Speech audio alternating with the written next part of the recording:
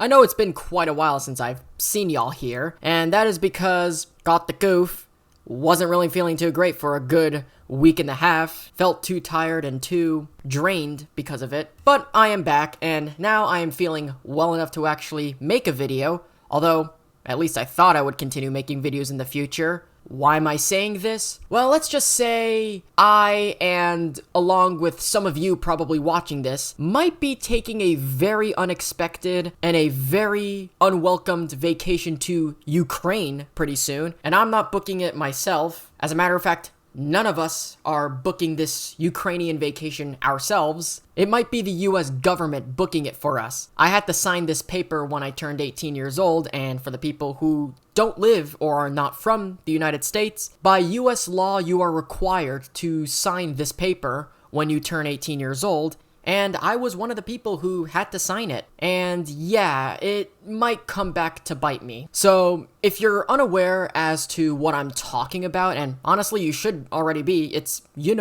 the biggest news story in the world currently, and that is that the relation with Russia and Ukraine are not looking too stable at the moment. Global leaders are fearing that a full-blown Russian invasion of the rest of Ukraine may be imminent. Tens of thousands of Russian troops, as well as some Russian artillery such as Russian tanks and jets, have been built up on the border with Ukraine, and Russia has been using covert nighttime movements to build up a military force capable of such. Ukraine has showed interest in becoming a member of NATO, a move that Russia claimed they, quote, regret more than anything they've regretted in a long time. Russia invaded the Crimea Peninsula of Ukraine on the Black Sea in 2014 and annexed the territory. This comes as Western nations seem to have their interests elsewhere. For instance, the United States has focused much of its foreign policy and military strategy in deterring China with regards to Taiwan. The United States, along with other Western nations, including the UK, Canada, France, and Germany, have all come out and said that they'd support Ukraine's sovereignty. On December of 2021, Ukrainian President Volodymyr Zelensky has made claims that intelligence he's received suggests that a group of Russians, most of which have direct ties to either the Russian military or the Kremlin, are planning a coup against him after the supposed and possibly inevitable invasion, similar to what we have seen after the Taliban invaded Afghanistan and its capital city of Kabul. Russia over time notably built up tens of thousands of more troops on the Ukraine border within recent weeks after Zelensky's claim, with no sign of it slowing down, causing concern. It is expected that a Russian invasion of Ukraine would lead to US sanctions and potentially destabilizing the region further. Moscow has denied any involvement with the plot, although that hasn't stopped the United States, NATO, and the UN from deploying troops. NATO has launched jets around the Ukrainian area, guarding the nation. US intelligence believes that Russia may be mounting a potential invasion between mid-February to early March at the latest. Around the same time span, Russia invaded Crimea back in 2014. Millions of Russian troops and soldiers have already been mounted on the nation's borders. Recently, on the day after President's Day, the inevitable Russian invasion of Ukraine finally happened. Even though nothing really major has happened so far yet, as of recording, the US has indeed responded, as expected, to the invasion by implementing numerous sanctions on Russia. Now, President Biden and many other world leaders are talking about tens of thousands of troops getting sent to Eastern Europe. Several troops have already been deployed to Ukraine in response to Russia's invasion. Ukraine embassies belonging to the US, UK, Canada, and France are being evacuated, and most likely have already been evacuated, and all and any American, British, Canadian, and French citizens in the area within the respective embassies are already being urged to leave. President Zelensky of Ukraine has already urged all of its citizens to pull out of Russia immediately. Embassies located within Ukraine's capital of Kyiv have been relocated to Lviv for safety, strategic, and precautionary measures. As a matter of fact, I think Lviv, since this month, has already become the de facto western capital of the country since the invasion, if I remember correctly. The United States, NATO, and the UN have stated that they will take harsh measures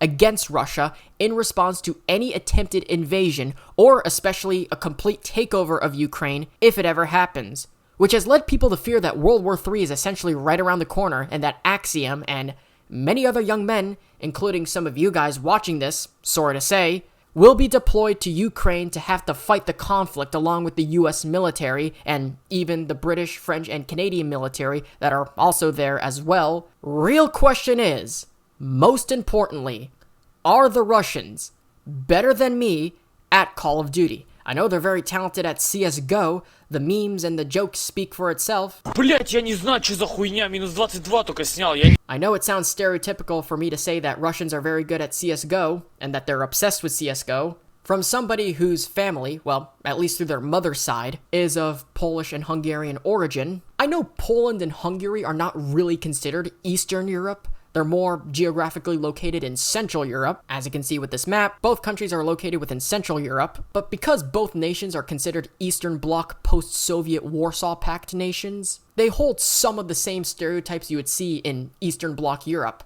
The love for hard base, their obsession with Adidas tracksuits, and of course, their obsession and love of CSGO. The Russians are also really good at hockey. They share a stereotype with Canada, obviously because of their geographic similarities. They're both enormous countries by area, they both have really cold environments, and they are both riddled with tundras, so no secret that the Russians love hockey, especially when it comes to goaltending. Looking at you, Bobrovsky, Shesterkin, and Vasilevsky, and looking at you, Ovechkin, already bound to be the first NHL player in NHL history to hit 1,000 career goals. Anyway, I'm getting a little bit off topic here. Well, not necessarily, let's face it. So let's break this whole situation down. For starters, Ukraine. I know you guys are going through a lot right now. You're about to be invaded by the US and Russia. You're about to be turned into another Iraq and Syria or Afghanistan and become another war zone over nothing.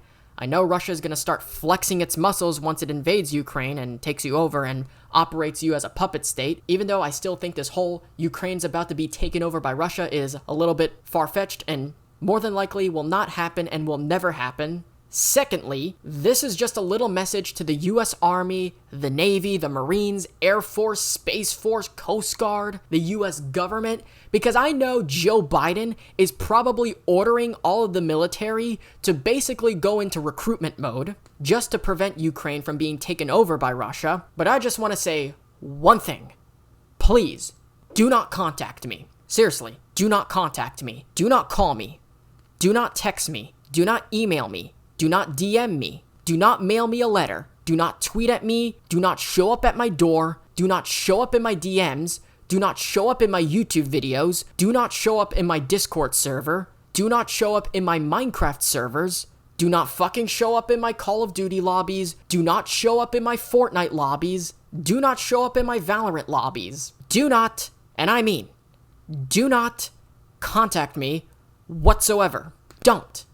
Because everybody, and I mean everybody, is against the concept of war in Ukraine, especially in a World War III scenario where you're basically drafting people, just like with Qasem Soleimani. Memes about people being drafted to fight in Iran. Nobody wants to go through that again. I might be overreacting on this, but I don't want to fight in any war. Nobody does. And this whole argument that I'm making right now brings me to my third and final point, which is this whole situation itself, which should never happen. I believe this is already getting blown out of proportion way too quickly, and I believe has been blown out of proportion since the beginning.